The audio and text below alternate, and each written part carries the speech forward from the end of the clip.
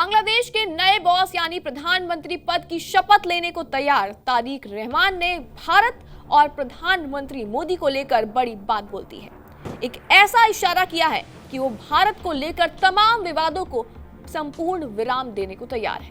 कह सकते हैं कि तारिक रहमान ने प्रधानमंत्री पद के लिए शपथ से पहले भारत को लेकर जो संकेत दिए हैं उन्हें महज औपचारिक बयान नहीं माना जा रहा, बल्कि ये संभावित नीति बदलाव का एक इशारा माना जा रहा है।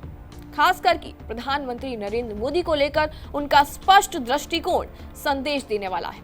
नमस्कार, स्वागत है आपका जी न्यूज़ के डिजिटल प्लेटफॉर्म पर और मैं हूं आपके साथ कनिष्का मिश्रा।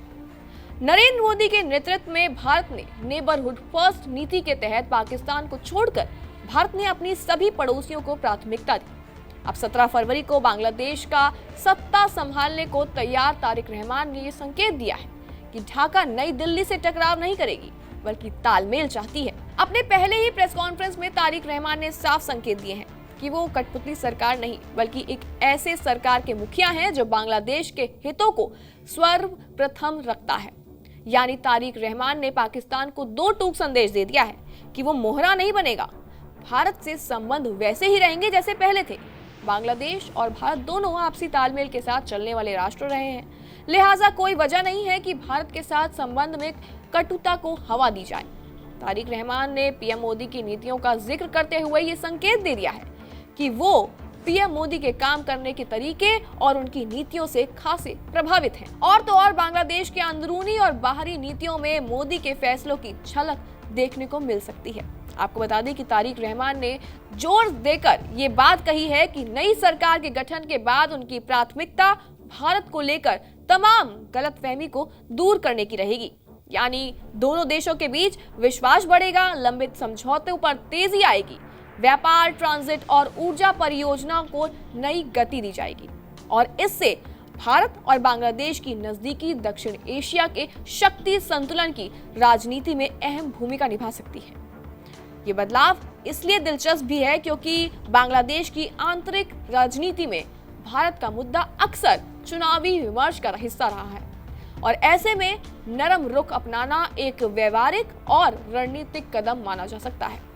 आपको बता दें, इसके साथ ही तारिक रहमान ने साफ शब्दों में ये कहा है कि देश के अंदर रहने वाले हिंदू आबादी की सुरक्षा सरकार की जिम्मेदारी है। बांग्लादेश के वो नागरिक हैं और उसकी सुरक्षा भी इसकी चिंता बांग्लादेश के लोग ही करें। इस बयान से उन्होंने दो बातें बिल्कुल साफ कर दी हैं। पहली तो ये कि हिंदुओं की सुरक्षा हर हाल में दी जाएगी और दूसरी ये कि उसके देश में आंतरिक मामलों में जो बाहरी दखल बर्दाश्त बिल्कुल नहीं किया जाएगा।